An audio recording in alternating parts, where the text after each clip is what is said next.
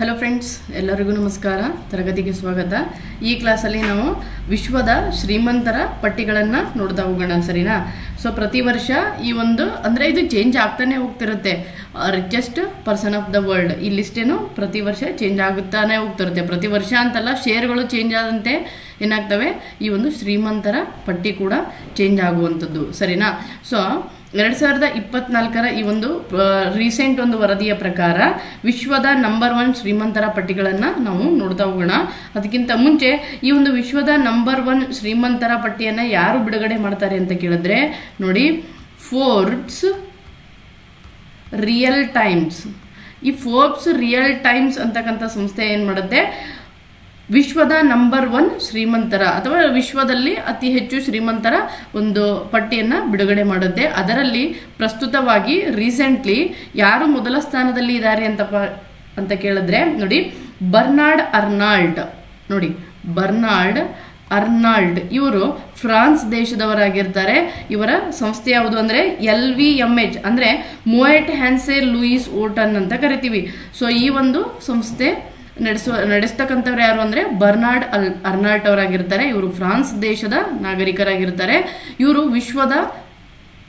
ಪ್ರಸ್ತುತ ವಿಶ್ವದ ನಂಬರ್ 1 ಶ್ರೀಮಂತರು ಯಾರು ಅಂತ ಕೇಳಿದ್ರೆ ಅದು ಬರ್ನಾರ್ಡ್ ಅರ್ನಾಲ್ಟ್ ಅವರು ಆಗಿರ್ತಾರೆ.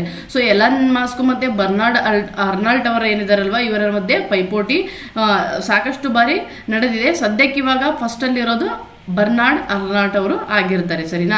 ಇನ್ನು ಸೆಕೆಂಡ್ ಪ್ಲೇಸ್ ಅಲ್ಲಿ ಇರುವಂತವ್ರು ಯಾರಪ್ಪ ಅಂತ ಕೇಳಿದ್ರೆ, ಸಾಕಷ್ಟು ಬಾರಿ ಇವರು ಮೊದಲ ಸ್ಥಾನವನ್ನು ಕೂಡ ಪಡೆದುಕೊಂಡಿದ್ದಾರೆ. ಇವಾಗ ಪ್ರಸ್ತುತ 2ನೇ ಸ್ಥಾನದಲ್ಲಿ ಇರುವಂತವರು ಎಲನ್ ಮಾಸ್ಕ್. ಇವರು ಯಾವ ದೇಶದವರಪ್ಪ ಅಂತ ಕೇಳಿದ್ರೆ ಅಮೆರಿಕ ದೇಶದವರಾಗಿರುತ್ತಾರೆ.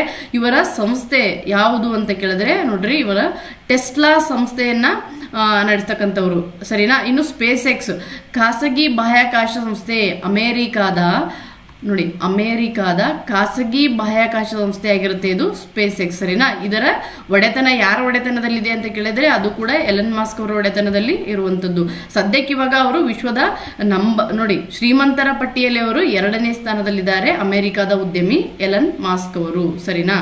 ಇವರು ಇತ್ತೀಚೆಗೆ ಬೆಂಗಳೂರಿನಲ್ಲೂ ಕೂಡ ಟೆಸ್ಲಾ ಕಂಪನಿಯನ್ನ ಹೂಡಿಕೆ ಮಾಡೋದಾಗಿ, ಅದಕ್ಕೋಸ್ಕರ ಹೂಡಿಕೆ ಮಾಡೋದಾಗಿ ಕೂಡ ಒಂದು ಹೇಳಿಕೆಯನ್ನ ನೀಡಿರುವಂತದ್ದು.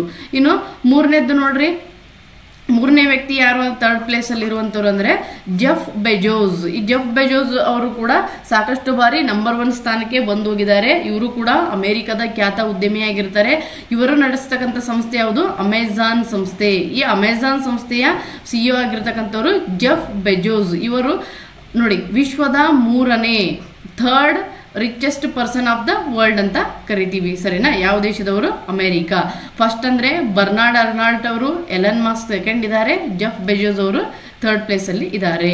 ಇನ್ನು ಈ ಫೋರ್ಬ್ಸ್ ರಿಯಲ್ ಟೈಮ್ಸ್ ಶತಕೋಟ್ಯಾಧಿಪತಿಗಳ ಪಟ್ಟಿಯಲ್ಲಿ ನಮ್ಮ ಭಾರತದವರು ಯಾರಾದರೂ ಇದಾರಾ ಅಂತ ಕೇಳಿದ್ರೆ ಇದ್ದಾರೆ. ನೋಡಿ, ಭಾರತದ ಉದ್ಯಮಿಗಳ ಸ್ಥಾನ ಯಾವ ವ್ಯಕ್ತಿಗಳಿದ್ದಾರೆ ಮತ್ತೆ ಎಷ್ಟನೇ ಸ್ಥಾನದಲ್ಲಿ ಇದ್ದಾರೆ ಅಂತ ಕೇಳಿದ್ರೆ, ನೋಡಿ, ಮುಖೇಶ್ ಅಂಬಾನಿಯವರು ಇವರು ನಮ್ಮ ಭಾರತದವರು. ನೋಡ್ರಿ, ಇವರು ನಡೆಸ್ತಕ್ಕಂಥ ಸಂಸ್ಥೆ ಯಾವುದಂದ್ರೆ ರಿಲಯನ್ಸ್ ಇಂಡಸ್ಟ್ರೀಸ್. ನೋಡಿ, ರಿಲಯನ್ಸ್ ಇಂಡಸ್ಟ್ರೀಸ್ ಸಂಸ್ಥೆಯ ಮುಖ್ಯಸ್ಥರಾಗಿರ್ತಕ್ಕಂಥ ಮುಖೇಶ್ ಅಂಬಾನಿಯವರು ಫೋರ್ಬ್ಸ್ ಬಿಡುಗಡೆ ಮಾಡಿರ್ತಕ್ಕಂಥ ರಿಯಲ್ ಟೈಮ್ ಶತಕೋಟ್ಯಾಧಿಪತಿಗಳ ಪಟ್ಟಿಯಲ್ಲಿ ಇವರು 11ನೇ ಸ್ಥಾನದಲ್ಲಿದ್ದಾರೆ. ಅದೇ ರೀತಿಯಾಗಿ ಗೌತಮ್ ಅದಾನಿಯವರು, ಇವರ ಸಂಸ್ಥೆ ಅದಾನಿ ಸಮೂಹ, ಅದಾನಿ ಗ್ರೂಪ್ ಇವರ ಒಡೆತನದಲ್ಲಿರುವಂಥದ್ದು, ಸರಿನಾ? ಇವರು 16ನೇ ಸ್ಥಾನದಲ್ಲಿ ಇರತಕ್ಕಂಥದ್ದು. ಇನ್ನು ನೋಡಿ, ರಿಲಯನ್ಸ್ ಇಂಡಸ್ಟ್ರೀಸ್ನ ಮುಖ್ಯಸ್ಥರಾದ ಮುಖೇಶ್ ಅಂಬಾನಿಯವರ ಒಟ್ಟು ಆಸ್ತಿಯ ಒಟ್ಟು ಮೊತ್ತ ಎಷ್ಟುಪ್ಪ ಅಂತ ಕೇಳಿದ್ರೆ ಒಟ್ಟು 104.4 ಏನಿದೆ ಶತಕೋಟಿ ಡಾಲರ್ಗಳಲ್ಲಿ ಇರುವಂಥದ್ದು. ಇದೇನು ಎಕ್ಸಾಮ್ ಕೇಳಲ್ಲ, ಅವ್ರ ಸಂಸ್ಥೆಯಾಗಿ ಕೇಳ್ಬೋದು, ಮತ್ತೆ ಅವರು ಎಷ್ಟನೇ ಸ್ಥಾನದಲ್ಲಿ ಇದಾರಪ್ಪ ಅಂತ ಕೇಳ್ಬೋದು. ಗೌತಮ್ ಅದಾನಿ ಗ್ರೂಪ್ ಕೂಡ ಅವರದ್ದಾಗಿರುತ್ತೆ, ಸರಿನಾ? ಇನ್ನು ಜಾಗತಿಕ ಬ್ರ್ಯಾಂಡ್ ಗಾರ್ಡಿಯನ್ಶಿಪ್ ಸೂಚ್ಯಂಕದಲ್ಲಿ ಮುಖೇಶ್ ಅಂಬಾನಿ ಅವರಿಗೆ 2ನೇ ಸ್ಥಾನ ಸಿಕ್ಕಿದೆ. ಸೊ ಅದ್ರ ಬಗ್ಗೆ ಕೂಡ ನಾನು ನೆಕ್ಸ್ಟ್ ವಿಡಿಯೋದಲ್ಲಿ ಹೇಳ್ತೀನಿ, ಸರಿನಾ? ಸೊ ಇಷ್ಟು ಒಂದು ವಿಶ್ವದ ನಂಬರ್ 1 ಶ್ರೀಮಂತರ ಪಟ್ಟಿ ಆಗಿರುತ್ತದೆ, ಸರಿನಾ? ಸೊ ಇನ್ನು ಕ್ಲಾಸ್ಗೆ ಯಾರೆಲ್ಲ ನೋಡಿ, ಚಾನಲ್ಗೆ ಯಾರೆಲ್ಲ ಸಬ್ಸ್ಕ್ರೈಬ್ ಆಗಿಲ್ಲ ದಯವಿಟ್ಟು ಸಬ್ಸ್ಕ್ರೈಬ್ ಆಗೋಕ್ಕೆ ಸಾಧ್ಯ ಆಗಿರಬೇಕು ಅಂತ ಹೇಳ್ತಾ, ನನ್ನ ಟೆಲಿಗ್ರಾಮ್ ಗ್ರೂಪ್ ಕೂಡ ಇದೆ, ಅದನ್ನು ಡಿಸ್ಕ್ರಿಪ್ಷನ್ ಬಾಕ್ಸ್ನಲ್ಲಿ ಲಿಂಕನ್ನು ಶೇರ್ ಮಾಡಿರ್ತೀನಿ, ಹೋಗಿ ಜಾಯ್ನ್ ಆಗ್ರಿ. ಇದೇ ರೀತಿಯಾಗಿ ಹೊಸ ಮಾಹಿತಿಗಳನ್ನು ಕೂಡ ನಿಮಗೆ ತರುವಂಥದ್ದಾಗಿರುತ್ತೆ, ಓಕೆನಾ? Thank you so much.